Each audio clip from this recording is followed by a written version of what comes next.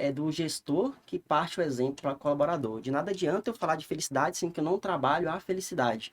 Existem algumas ferramentas de ser trabalhado isso dentro do ambiente organizacional. Mas quando a gente vai prestar uma consultoria de felicidade corporativa em qualquer organização, a gente começa pelos líderes, que são deles que partem. Por exemplo, você vai numa empresa que tem problema de relacionamentos e você começa a trabalhar apenas os colaboradores, eles vão falar, cara, mas eu nem converso com o meu líder, eu nem sei. Toda vez que eu tento um contato com ele, eu não tenho espaço na agenda dele para a gente se comunicar. Então, quando isso parte do gestor e mostrar que é importante a felicidade para os colaboradores, eles vão conseguir engajar mais do que uma pessoa de fora. Então, se eu chego, eu vou dar um exemplo para vocês aqui.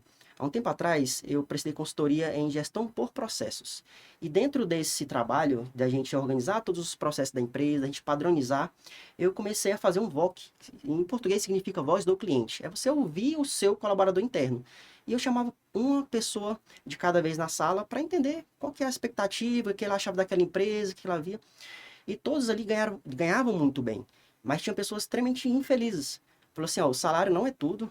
Inclusive, já estou em procura até para ganhar menos do que está trabalhando nesta organização. E aí eu fiz as perguntas, mas qual que é o motivo disso? E muitos deles responderam, falta de processo, que é por esse motivo que a gente estava fazendo essa consultoria, e o outro ponto era a empatia dos colaboradores, gestores, do próprio dono, que ia lá uma vez ou outra. Então a gente via, aí eu rodei a pesquisa de clima para entender mais, né, dentro dessa organização, e a gente entendeu que não era só processos.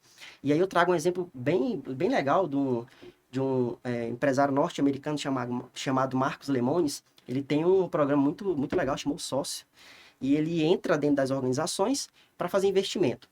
Só que ele assume toda a operação da empresa. E ele trabalha com 3 P's que eu considero fundamental em qualquer negócio.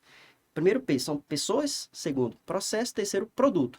E eu acrescento barra serviço porque tem empresas que vendem também serviços. E ele trabalha esses 3 P's muito alinhado. E dentro de pessoas, eu coloco e incluo a felicidade corporativa. De nada adianta você ter um processo bem padronizado. De nada adianta você ter qualidade nos seus documentos, nos seus manuais, nos seus fluxogramas, se você não cuida de pessoas. São elas que vão executar aquilo. Então, quando a gente prestou essa consultoria para essa empresa aqui em Goiânia, eu sentei com a dona e falei, ó, os processos realmente precisam ser desenhados, precisam ser definidos, mas a gente entendeu e compreendeu que existe algo a mais. A gente também precisa trabalhar as pessoas aqui dentro. Porque não é só processo, de nada adianta eu desenvolver todos os manuais, todos os fluxogramas, todos os documentos da qualidade, sendo que essas pessoas não vão conseguir executar por não se sentirem acolhido pela empresa, ou não se sentirem felizes dentro da organização. Então a gente colocou um aditivo no contrato e incluímos também trabalhar a felicidade corporativa dentro dessa empresa.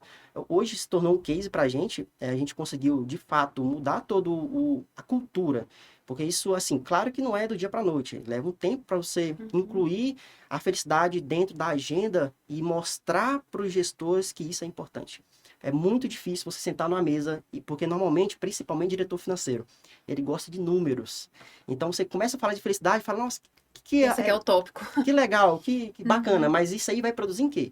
E a gente mostra pesquisas, inclusive da Harvard Business Review, que é uma revista bem renomada da Universidade de Harvard, que mostrou um aumento de 31% da produtividade daquelas empresas que trabalham a felicidade corporativa como estratégia de negócio. Então a gente mostra em números para esses gestores que sim, se você se preocupar com o maior capital que você tem na sua empresa, que é o capital humano, não tem erro. A sua empresa vai começar a produzir mais.